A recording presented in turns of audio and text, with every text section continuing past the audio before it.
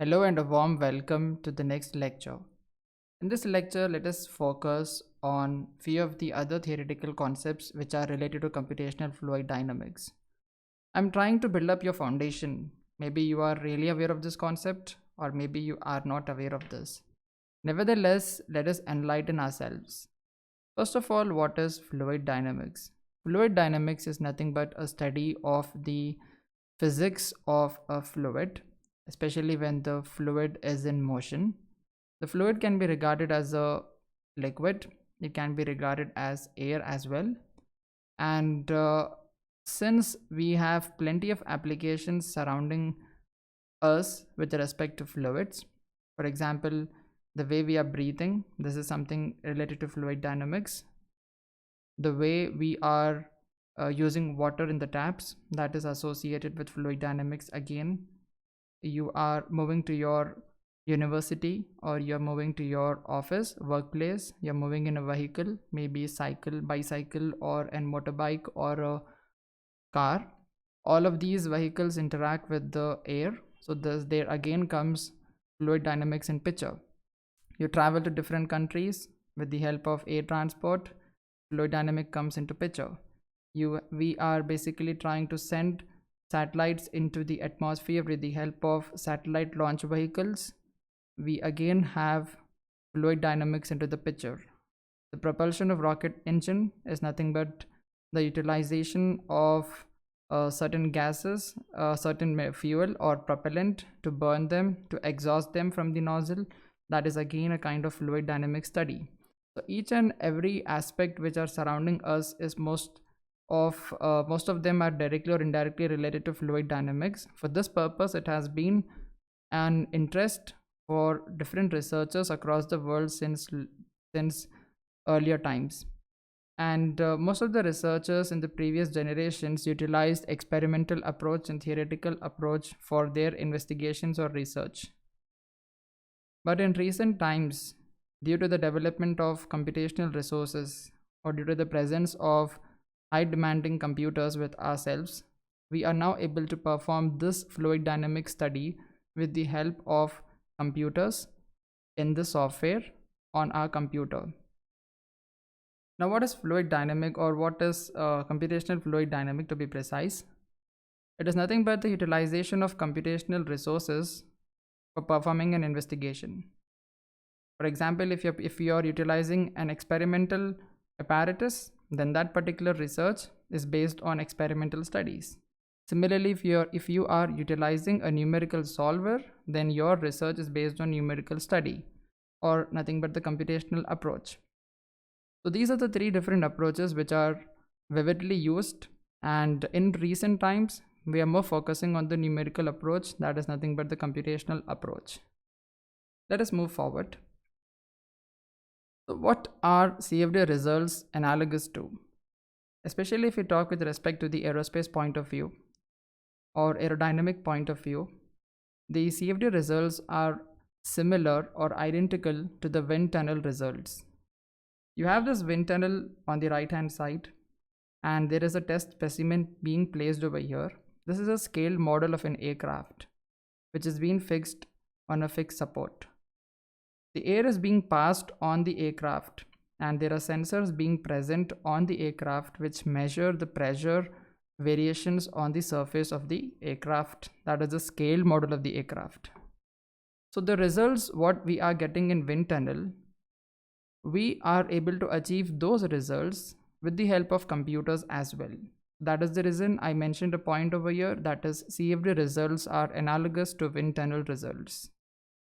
They both represent set of data for given flow configurations at different Mach number, Reynolds numbers, temperatures, etc. Now the scenario being depicted or being created in the wind tunnel, for example, if you want to measure the velocity and the variations of pressure on this scale model at a velocity of 30 meters per second, you just have to ensure that your wind tunnel air is at 30 meters per second. If you want to increase the speed of air, say for example you want to move it 200 meters per second, then you just have to change the settings or the options what we have in your wind tunnel. provided your wind tunnel must be created in order to replicate those kind of flows what you actually want.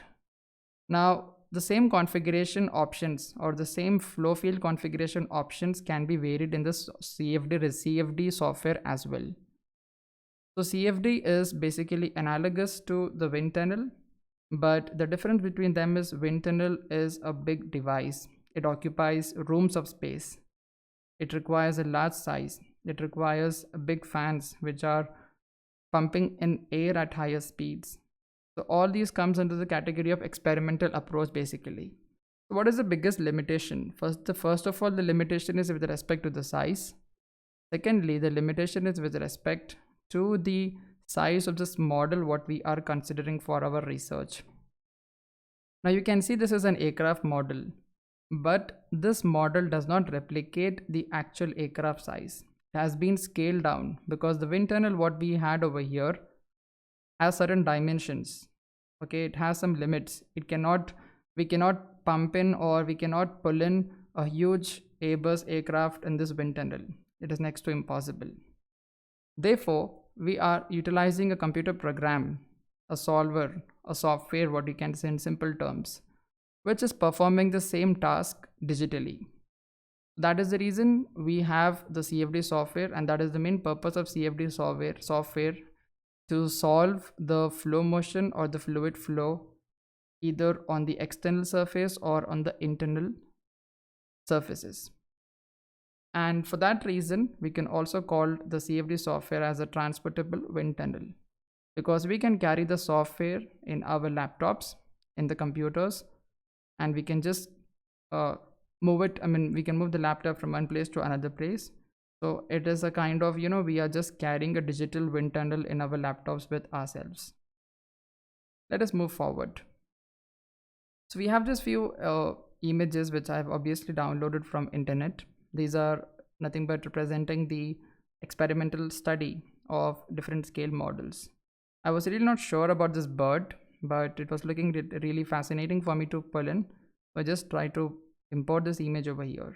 So we have the scale model of a passenger aircraft, then we have an automobile over here, and we have a burger over here, and this is a bird.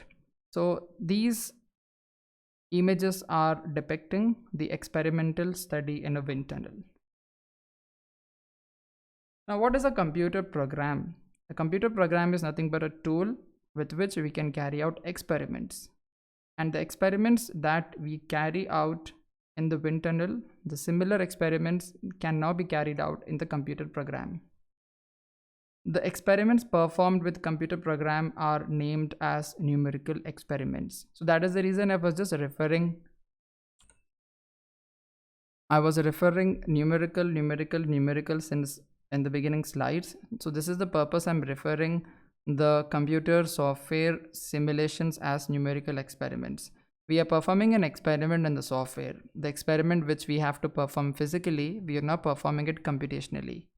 In order to perform the experiment computationally, we have to build up a model. We have to develop the same conditions which can allow us to replicate similar flow that a real body can face.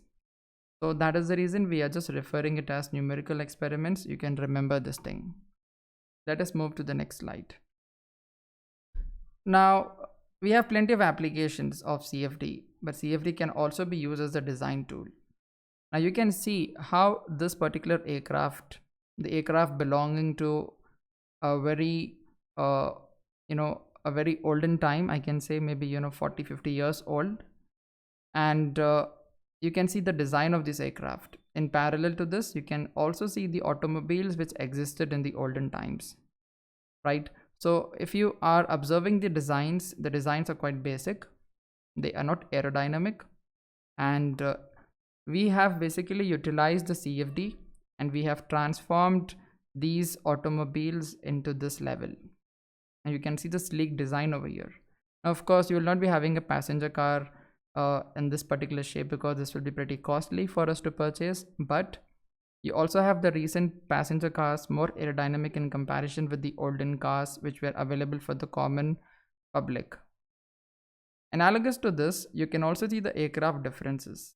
You can see this aircraft, which is nothing but for F-16 aircraft. It is nothing but a scaled model of the F-16 aircraft developed in the CAD model. And for your information, I have created this design in a designing software named as Creo Parametric. Now you can see the difference between them. We have utilized the CFD and we have optimized the design. We have made it more aerodynamic, more optimized, and with higher performance as well. So the difference is not only with respect to the beautiful design, but it is also with respect to the efficiency what we are able to attain with the help of CFD. Therefore, CFD is a very powerful tool. Apart from that, there are other applications as well. We have the flow in the piston. We have the urban areas where we can analyze the flow movement of air around the buildings.